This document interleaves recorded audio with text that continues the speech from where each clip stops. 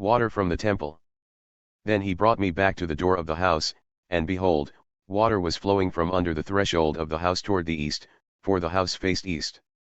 And the water was flowing down from under, from the right side of the house, from south of the altar. And he brought me out by way of the north gate and led me around on the outside to the outer gate, by the way facing east. And behold, water was spurting out from the south side. When the man went out toward the east with a line in his hand, he measured 1,000 cubits, and he led me through the water, water reaching the ankles. Again he measured 1,000 and led me through the water, water reaching the knees. Again he measured 1,000 and led me through the water, water reaching the hips. Again he measured 1,000, and it was a river that I could not wade across, because the water had risen, enough water to swim in, a river that could not be crossed by wading.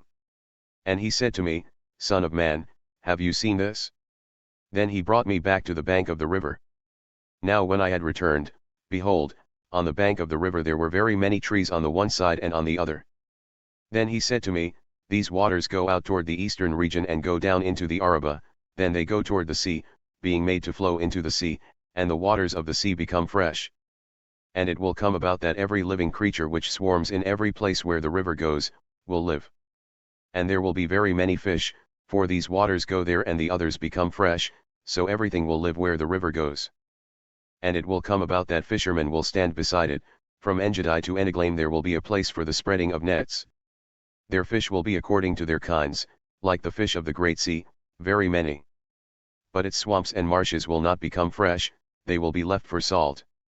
And by the river on its bank, on one side and on the other, will grow all kinds of trees for food. Their leaves will not wither and their fruit will not fail. They will bear fruit every month because their water flows from the sanctuary, and their fruit will be for food and their leaves for healing. Boundaries and division of the land. This is what the Lord God says, This shall be the boundary by which you shall divide the land for an inheritance among the 12 tribes of Israel. Joseph shall have 2 portions. And you shall divide it for an inheritance, each one equally with the other, for I swore to give it to your forefathers, and this land shall fall to you as an inheritance. And this shall be the boundary of the land, on the north side, from the great sea by the way of Hethlon, to the entrance of Zedad. Hamath, Berotha, Sabraim, which is between the border of Damascus and the border of Hamath, Hazer Hadikon, which is by the border of Oran. The boundary shall extend from the sea to Hazaranan at the border of Damascus, and on the north toward the north is the border of Hamath. This is the north side. The east side, from between Oran, Damascus, Gilead, and the land of Israel, shall be the Jordan, from the north border to the eastern sea you shall measure. This is the east side. The south side toward the south shall extend from Tamar as far as the waters of Meribeth Kadesh, to the brook of Egypt and to the great sea.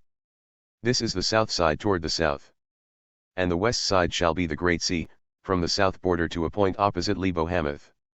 This is the west side. So you shall divide this land among yourselves according to the tribes of Israel.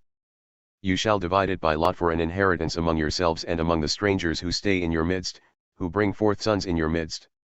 And they shall be to you as the native born among the sons of Israel, they shall be allotted an inheritance with you among the tribes of Israel. And in the tribe with which the stranger resides, there you shall give him his inheritance, declares the Lord God.